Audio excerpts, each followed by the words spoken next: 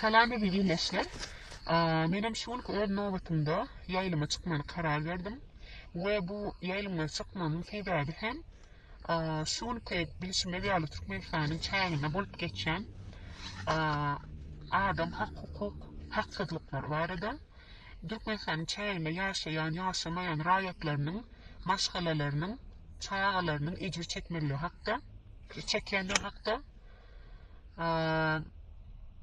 Ve bu yüzlenmem bütün Türkmen milletine ve esasen hem Türkmenistan'ın prezidentine Gurbanguly Berdimuhamedova olacak.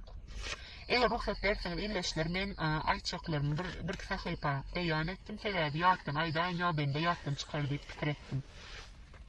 Başlayalım onunla. Ehli bilişimiz yalı bir neçe unur.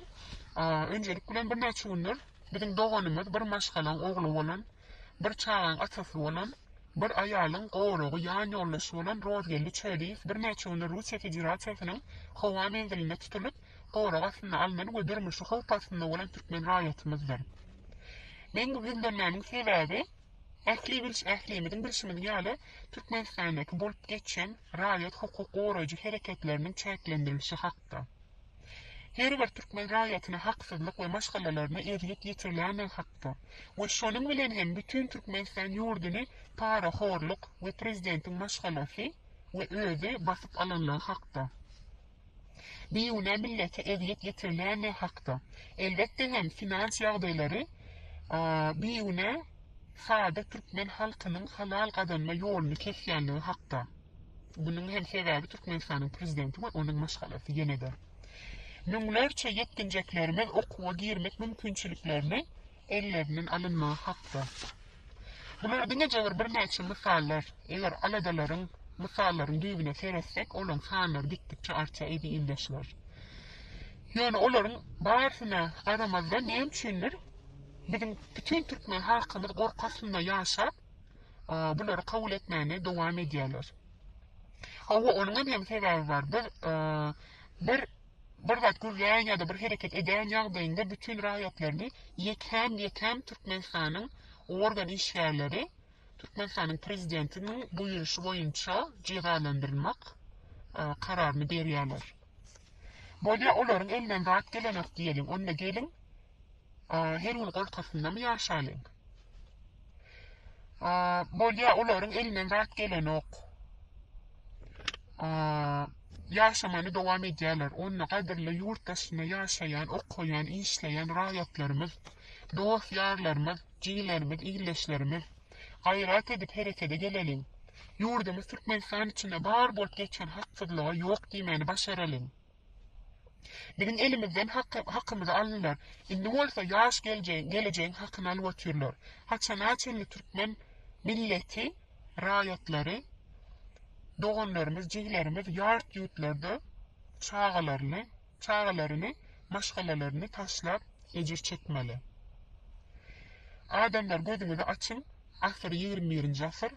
Bugün bir de korkularlar, ertesi korkularlar yöne bir gün gelir. Özleri korkasında yaşaman devam ederler. Şöyle hem sözlerimi cemlemek hem yine de rozgeli söyleyip hakkını aydıp geçmekçi, adamın hiçbir haksızlığı yok.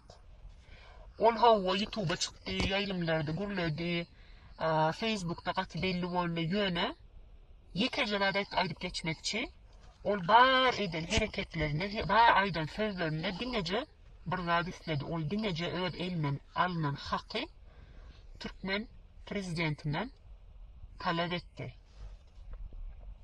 Türkmenistan'ın prezidenti size hem yüzleniyoruz. Adamları, şuların aktivistleri, bütün Türkmenistan'ın çayında yaşamayan video yayınları çıkken adamları günlerini koyun maşgalelerine eziyet çektirmen. Yeter Türkmen biyuna halkının göz yaşını çektirmen. Qargıncını iyimen. Sebebi her birimiz Allah Teala'nın kulları. Sizin hem durmuşsunuz ömürlükte, bizi bunu hemmemiz tekrarına biliyez. Ertir bir gün ölüm vardır ve bu bağır eden etmişliklerinizin cevabı hem sorulur. İyi olmanla böyle adamlardan korkanlık, halktan korkanlık, iyi olmanla yüreğinizde bir damca var iman olsun. Ertir bir gün ölümüzde cehennem odunla yanmaktan korkun. Siz milleti halka korkutup bilersiniz, cevap bilersiniz. Emma unutmaň, bir gün geler hökmany figuratda men hem bütün Türkmen halkı and içer. Bu bar etmişlikleriniz üçin siz muň jogamy gowurlyp ýaýan çäňiz berersiniz. Gayrat edip elinizden geleni edin, evileşler, sesinizi eşitirin. Türkmenistan'daki bolýan haksızlıkları yok deyin. Bizim çağlarımızın geleceğinin önünü açalım. İçeride, dışarıda, havpasında düşen doğanlarımızın, cigilerimizin arkasında durup hak hukuklarımızı doğru bir şekilde talep edelim. Hemmeňize sağ olsun, hamanan oturun.